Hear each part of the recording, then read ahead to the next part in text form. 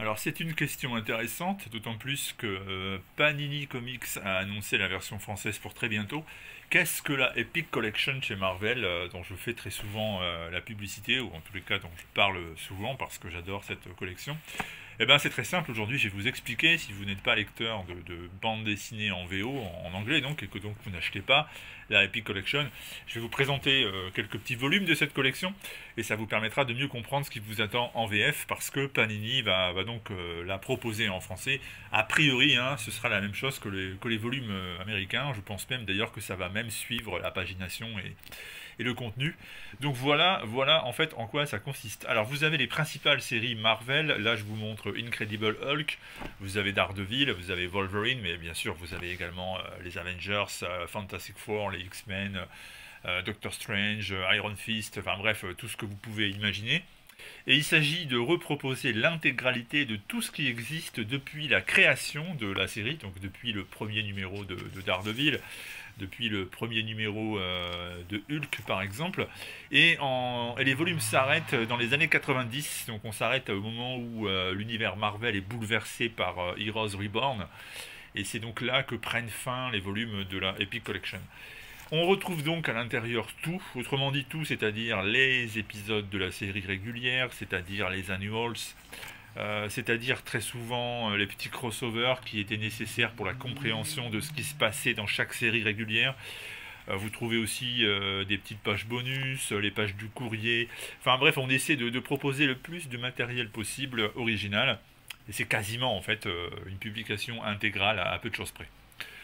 Et la particularité donc de la Epic Collection, c'est que les volumes ne sortent pas dans l'ordre. Alors là, par exemple, vous avez le volume 16 qui correspond à la période 1992-93.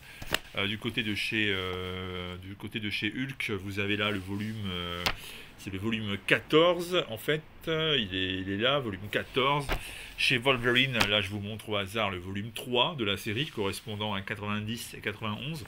Mais ça n'est pas publié dans l'ordre, c'est-à-dire que le volume 3 ne sort pas forcément en troisième position après les volumes 1 et volume 2, mais vous pouvez très bien avoir pour commencer le volume 3 et donc lire d'abord les épisodes de 90-91 qui au passage sont dessinés par Marc Silvestri, donc une raison à mon avis amplement suffisante de s'y intéresser. Et donc vous n'achetez pas les volumes dans l'ordre de publication originale, mais vous les achetez au fur et à mesure que Marvel vous les propose, et puis après vous reconstituez votre collection. Voilà, donc c'est ça le principe de la Epic Collection, c'est de reconstituer petit à petit l'intégralité de ce qui existe pour une série, et c'est de la VO, et ça comprend quasiment l'intégrale de tout. Et donc normalement, on va avoir la même chose en français chez Panini. Alors question prix, un volume de ce type, il faut savoir que ça coûte en général quand même assez cher. 39,99$ américains, donc une quarantaine d'euros pour chaque volume.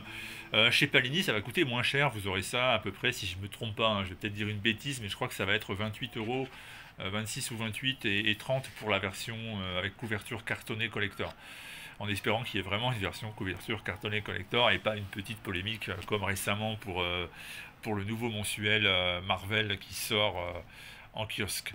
Donc voilà, et puis c'est du souple, hein, vous voyez, c'est une couverture souple, donc ça sera plus économique que les intégrales, donc pour les gens qui essayer d'économiser un peu, ça sera plus intéressant d'acheter cette collection.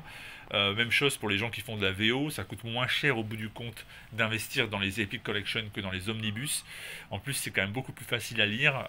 Quand vous ouvrez votre Epic Collection et vous voulez lire une histoire, quand même, c'est moins lourd et moins contraignant qu'un omnibus. Voilà, donc c'est ça la Epic Collection tout simplement. Moi j'aime bien la qualité du papier aussi, c'est à la fois assez fin et en même temps ça n'est pas non plus de trop mauvaise qualité, vous n'avez pas non plus des couleurs trop brillantes et criardes.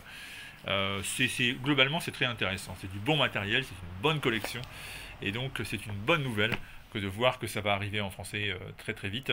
Et voilà, je vous invite à les suivre, à les prendre si vous le voulez. À mon avis, ça va valoir son pesant d'or. Et puis si vous êtes des lecteurs VO et que vous n'avez toujours pas commencé la Epic Collection, sachez que ça existe et que c'est très très intéressant. Je vous présenterai des volumes plus en détail très bientôt. En attendant, bon week-end et à très bientôt. Merci à ceux qui nous suivent régulièrement sur la chaîne YouTube qui n'en est pas une, et puis sur également Facebook, Instagram, Twitter, et bien sûr le mag chaque mois. À très bientôt. Ciao, ciao.